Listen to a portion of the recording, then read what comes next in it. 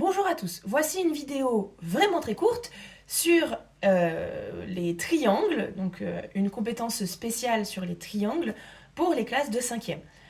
Donc, la somme des trois angles d'un triangle fait toujours 180 degrés. Conséquence, je vous donne un beau triangle, je vous donne deux angles,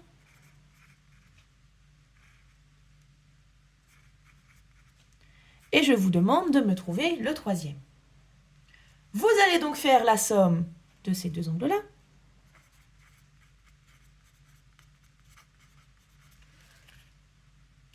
Ensuite, vous allez faire 180 moins ce que vous avez trouvé.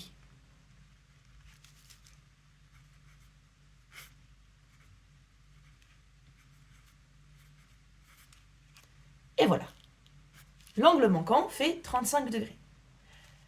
Bon, je pourrais m'arrêter là, je vais juste aller un tout petit peu plus loin parce qu'on a vu une deuxième compétence. En général, vous voyez les triangles particuliers.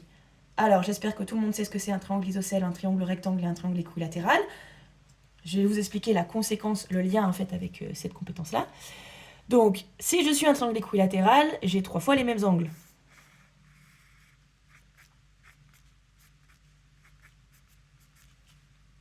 Si j'ai 3 fois les mêmes angles, mon angle c'est 180 divisé par 3, et donc 60 degrés. Un triangle équilatéral, tous ces angles font 60 degrés à cause de cette règle. Pareil, si jamais je vous fais un triangle isocèle, et que je vous donne que cet angle-là, point de panique, les deux angles à la base sont égaux. Vous allez donc faire 180 moins 30 égale 150. Vous avez 150 degrés à répartir entre deux angles égaux. Donc vous divisez par 2. Chacun des deux angles vaut 75 degrés. Et troisième cas où ça pourra vous être utile de connaître vos triangles particuliers. Je vous donne un triangle rectangle, je vous donne un angle ici. Bon, si jamais vous voulez avoir cet angle-là, ici c'est 90. Donc il vous reste 90 à répartir.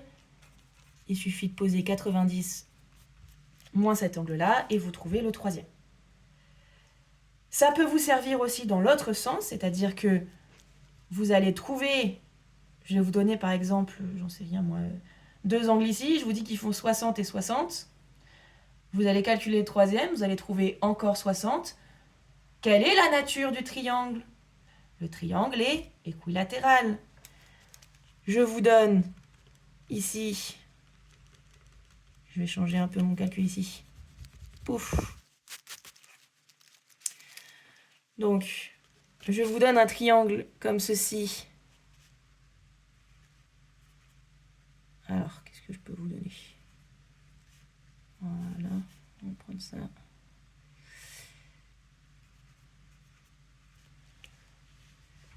Je vous donne ce triangle. Vous devez me calculer le troisième angle. Donc, vous allez me faire 55 plus 35. Ce qui donne 90 degrés. Ce qui signifie que le troisième angle, 180 moins 90, fait 90 degrés. Ici, vous avez un angle droit, donc le triangle est rectangle. Voilà, donc vous pouvez vous servir de ces notions, soit pour juste calculer un angle et vous arrêter là, soit calculer un angle dans un triangle qui a une propriété particulière parce que c'est un triangle particulier, et donc ça vous aide à calculer un angle, soit vous avez déjà les angles sous la main, il vous en reste qu'un seul à calculer, et une fois qu'il est calculé, vous pouvez en déduire que c'est un triangle particulier parce que vous avez repéré que deux angles étaient identiques, qu'il y en a un qui est droit, etc. C'est tout ce qu'il y a à savoir sur la deuxième partie du chapitre sur les triangles pour les 5e.